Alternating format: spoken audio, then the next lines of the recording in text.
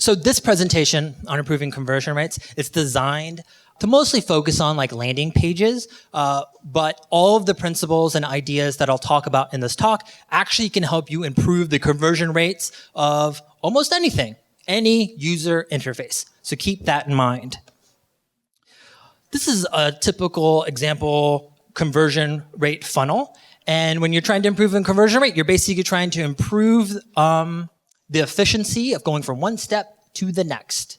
And the thing is, why we care about conversion rate is because it's part of two different aspects of growth, the two main sort of drivers.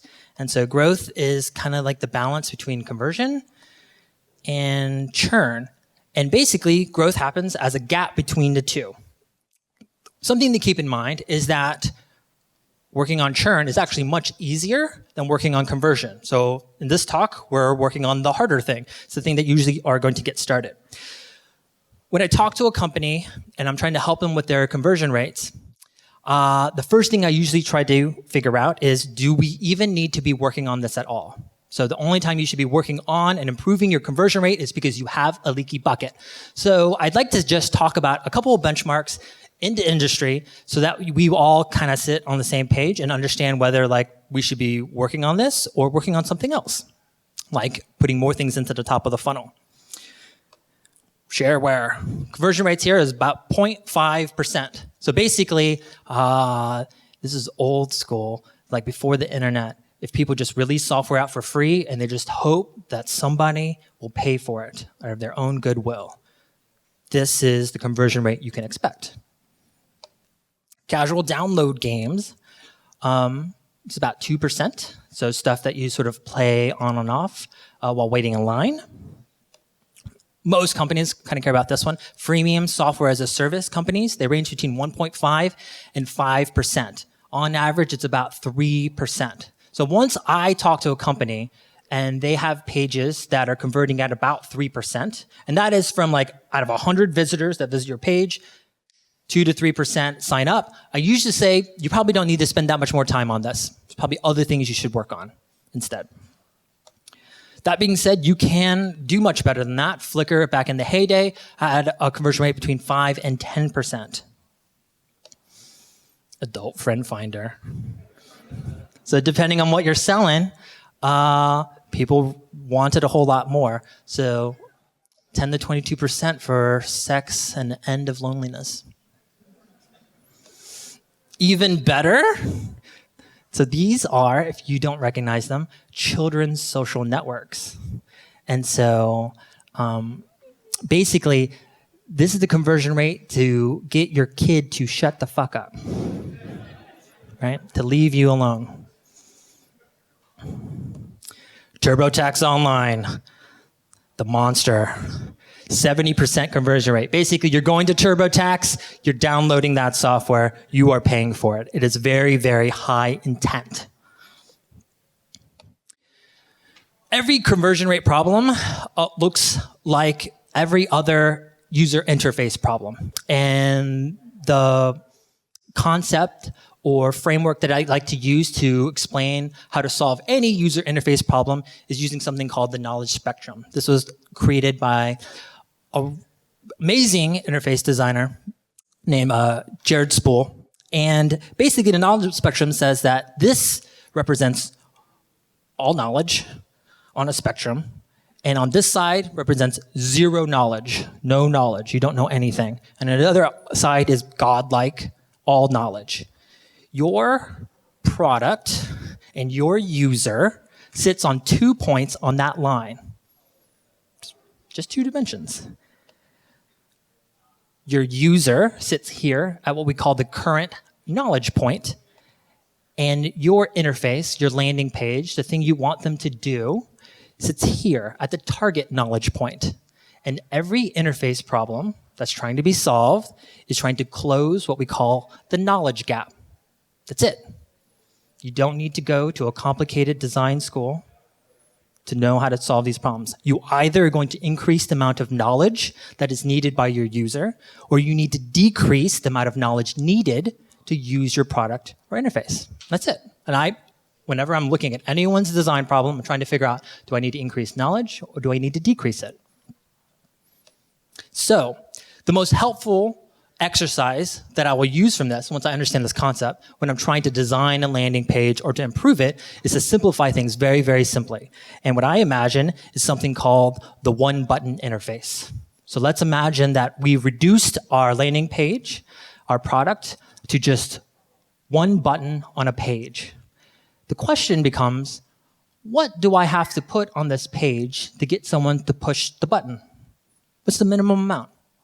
And that's what you ideally want to have on there. And is there any information that I put on this page that keeps me from pushing the button? Or is there any lack of information that keeps me from pushing the button? Now, for every time that I deal with any page that I'm looking at that I'm trying to help improve, I basically go through a series of 7 questions for every single one. And then through the series of 7 questions, I look very smart. You now can be smart on your own. The first question I ask is, what's the call to action? Is the button, is the thing I most want my user to do, is it super obvious? Where do I find it? And the thing to keep in mind about the call to action is it should be really, really close to a concept I like to call the magic moment. The magic moment is basically the experience, the knowledge, the information, the interaction that someone has with your startup, and all of a sudden they get tingly inside, the light bulb goes off, and they go, holy fuck, I've been waiting for this my whole life. I now get it. This is super exciting. I can't wait to use this. And your call to action should be as close to that magic moment as possible. That when I click that button, I'm going to be taken to that point. So often, I go through a design critique with someone, and I'm like, what's your magic moment? And then somehow, the call to action is like 27 steps away from whatever it is that makes someone feel special or gets really excited about your product or app. So D should be as close to 0 as possible from your call to action. The 6 other questions we're going to go through relatively quickly. And then we're going to go through 2 examples from people participating in startup school. So just watch them in action. The next question is, what is this? What is this magic moment? Right? And my test for this, my litmus test is like, can I just copy paste a sentence on this page, this landing page, that I can put into an email and send it to my mom, and my mom goes, I understand what this is. 99% of the time, I look at people's websites and they're so filled with MBA, marketing jargon, and talk that there's no sentence that exists on that page that lets me very clearly understand what it is that this company does. Is it right for me?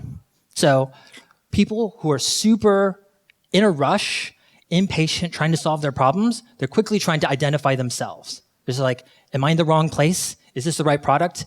And the way they're trying to determine that is to see, like, is there any reflection of themselves in this or any reflection of their problems located anywhere on the page? Is it legit? So the threshold is very low here. Just can't look like a Russian spamming website, right? Outside of that, you don't need to overthink this. Thanks to tons of templates and themes out there, you should be able to get over this bar very, very quickly. Who else is using it? So a lot of people are uncomfortable using a product unless they know that there's something else out there. And you might think it's a variation of legit. But again, this bar is completely different. It's letting me kind of know, oh, a shortcut for is it right for me and is it legit? And basically a shortcut for trust. And people often are trying to say like, oh, if so-and-so is already using this, then I should actually give this a chance. How much is it? What's the catch? This is the one that so many B2B enterprise companies are afraid to put on their website. And which is why we've paired this talk up with pricing. And basically, you should have some empathy. How many times do you go to a website and go like, well, I'll use this without knowing how much it costs. Sounds good to me. Let's just do it. No one does that. And so you shouldn't be surprised that your conversion rates are affected because you don't tell people how much it costs Or what's the catch? So let's say you're giving away something for free, and really your business model is you make money some other way. You should explain that to people, because otherwise people feel paranoid or worried or feel kind of weird. And then lastly is, where can I get help? There's always a percentage of users who will go to your website, and it doesn't matter that you have all the FAQs, you've written everything down, you've created these beautiful video documentation. They will just go like, I just want to ask someone. I just need to talk to somebody. I need someone to tell me directly. And part of it is some people are just like, I just want to see if there's a real person behind this. That's number one. Or some people are just can't be bothered. And sometimes it's easier for them to just directly ask than navigate through the website. And if you don't make it really easy to find and contact you, or make it look like that you are going to help them if they start using the product, they probably won't use it. This talk is so short. So that's basically it. Those are the 7 questions.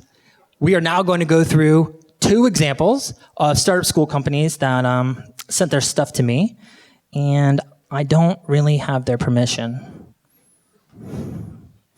But they did submit it when they asked to have a design critique done in the startup school forums. So I feel like we're going to be okay.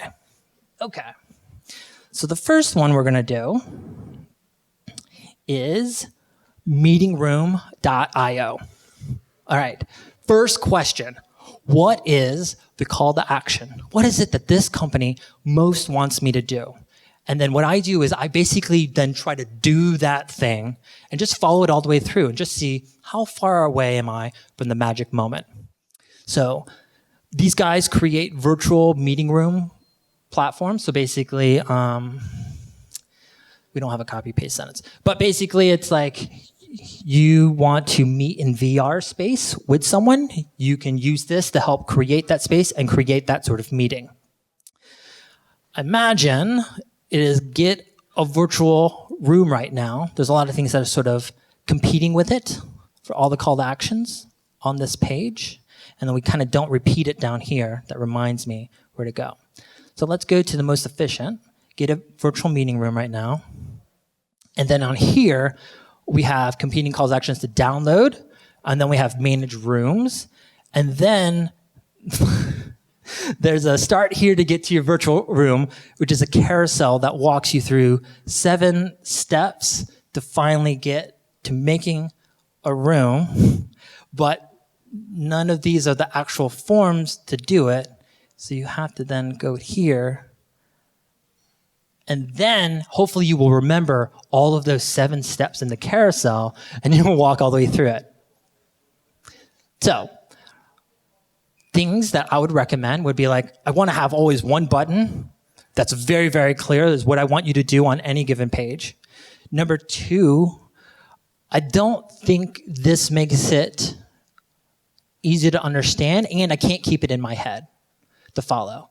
It's good that they know all the steps, but I would probably imagine that there's something that's going to help me experience that magic moment much sooner. And what I imagine is that magic moment happens when I finally like make a booking and I meet with someone in a room together and we start interacting and we're solving something. And I feel like if I can't do that right away, then I want to have them be able to experience it some way. So I would totally add some kind of video. I think they have that kind of here. That will kind of show it off. This video is kind of long, and it doesn't get us to that sort of magical place. So that's number 1. Second, what is this? So virtual meeting room platform. But if I copy and pasted that, I wouldn't quite know. Also, you see this carousels kind of moving around. Carousels don't work very well because you're hiding information that I might want to have to answer any one of my 7 questions.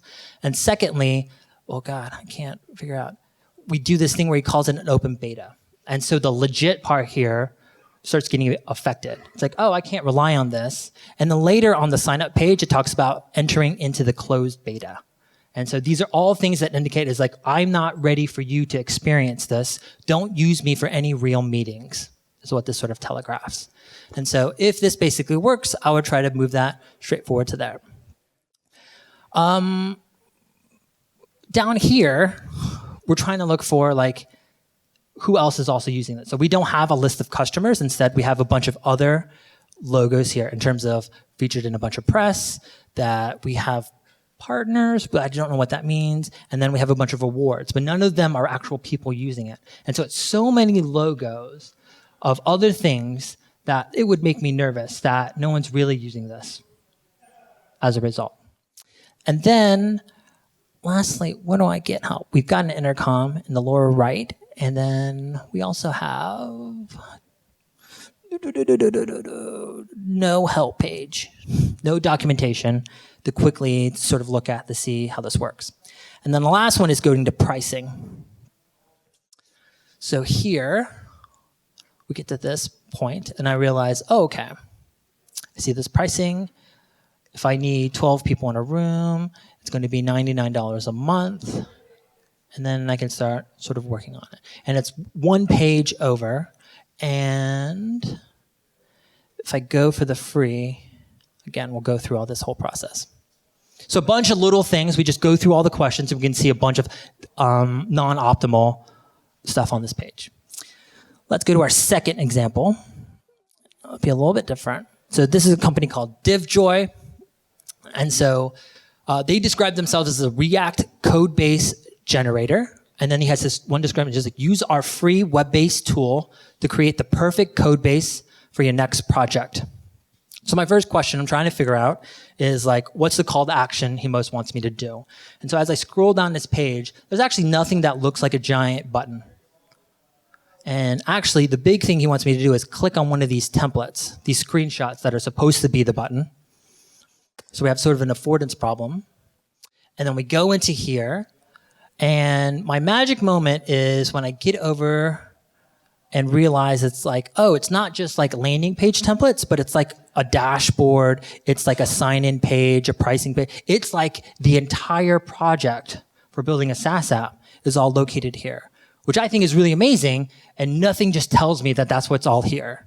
And I might not find out until I export code, and then I hit download, and then I'll get the code on here. So we're so many steps away from sort of experiencing that, and also I feel like it's so not explicit that I might miss how amazing what he's built here is in terms of what he's offering.